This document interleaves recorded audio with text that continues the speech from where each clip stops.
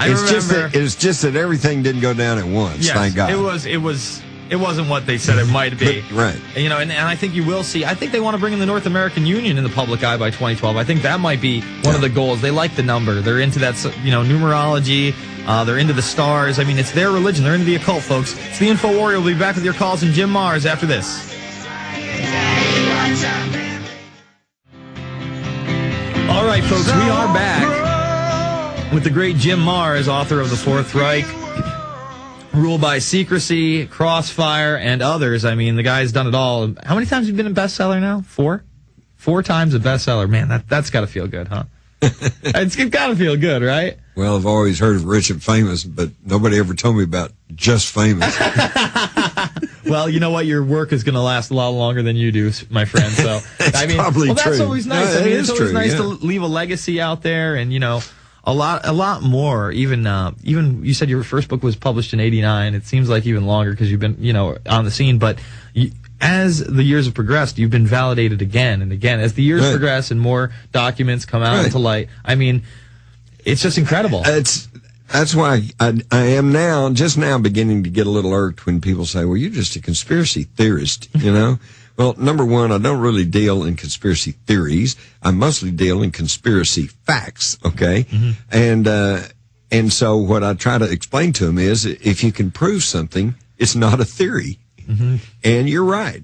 Back in the 60s and 70s, actually, I was writing for public publication in newspapers and stuff. I said, the Kennedy assassination is a big conspiracy, and of course I was the nut. But now everybody, the polls show, 99.5% of the people now understand clearly that Kennedy was killed as a result of a conspiracy. And then I tell people, well, Nixon's a criminal.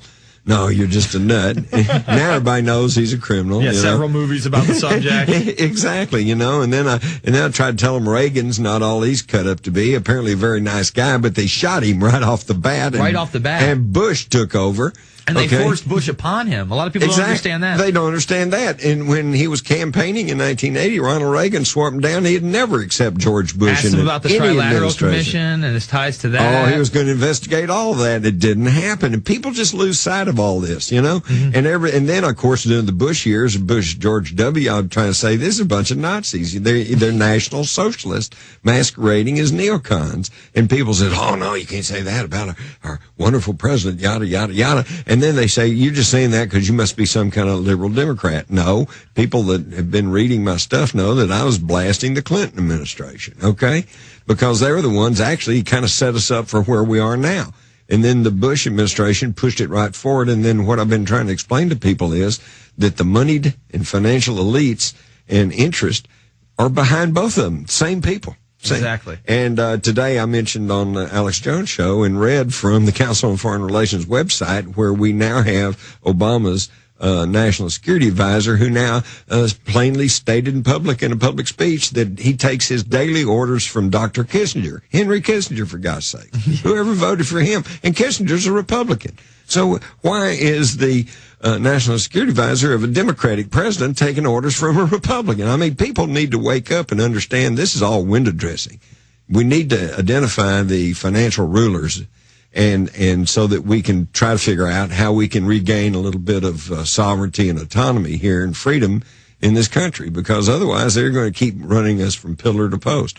And when we start to figure out what's going on, then they pull some false flag operation, or they have some shooting spree, or they'll send somebody off their meds and get our minds off of it. Oh my God, what happened? Or they'll go on Leno, Yeah, go on Leno. Well, see, that's it. That is the dumbed down culture that we are now cultivating, and there's a reason for this, Jason, because you never hear a national politician today refer to the Republic. Yeah. They don't talk about the Republic anymore because we're not a republic anymore. Mm-hmm. All they can talk about is democracy. Democracy. Got to save democracy. Got to go overseas and fight for democracy. Mm-hmm. Got to bring other people democracy.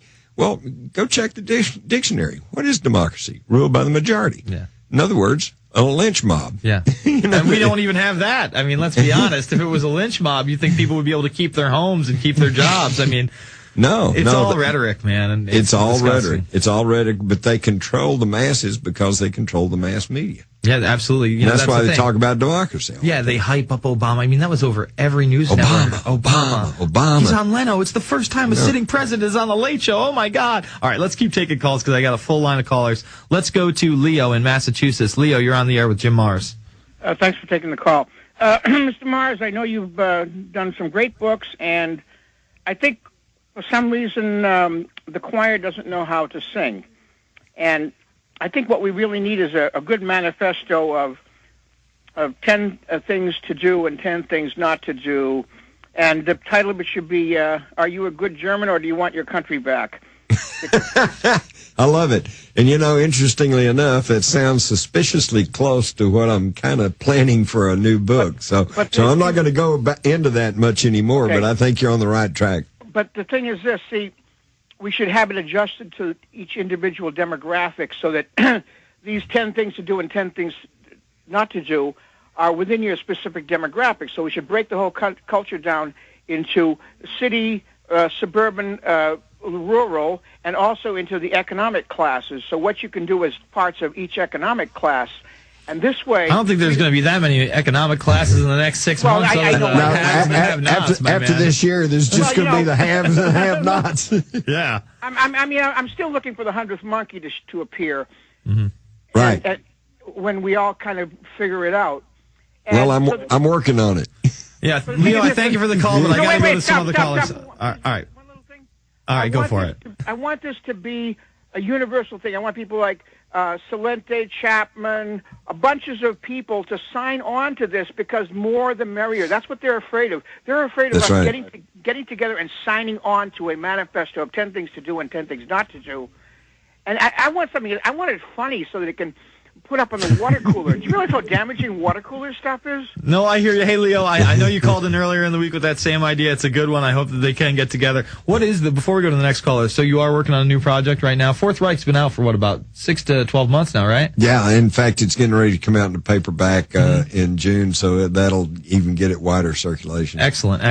But like Leo said, you know, you can't just always give them the bad news and tell them this is bad, bad, bad. You got to tell them, hey, here's what you could be doing. Yeah. You know? No, I agree. Hey, you know what? This is an upbeat radio show. I know Alex gets a lot more excited than I do, but even though I'm going through these news like martial law, I do try to tell people, if you live in that area, whether you're in Schenectady County or not, call the mayor's office. Yeah. If you live in the Albany area, go to the Albany County meeting and say, you know what, we don't want this gun legislation. It's absolutely ludicrous. Right. So, and then add a little code to that and say, if you pursue this, I'm going to work to the best of my ability to see that you're out of office. Yeah, exactly. He's like, well, I guess I'm going to have to run against you then. People start listening when you're thinking about taking their job.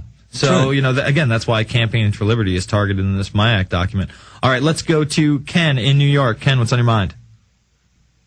Yes, Jason and Mr. Mars, thank you for taking my call. You got it. Howdy. Yes, I live in central New York, a few miles southwest of where Jason Bermas is from, actually, Prattsburgh. Okay. What I would like to comment on is, and I've only gone through about 97 pages of your book, Mr. Mars, thus far. It's kind of heavy reading for me. But I want to comment on what I'm seeing from Reuters right now regarding the White House garden. The White House has actually planted a garden, and I've seen reports of this H.R. 875 thing.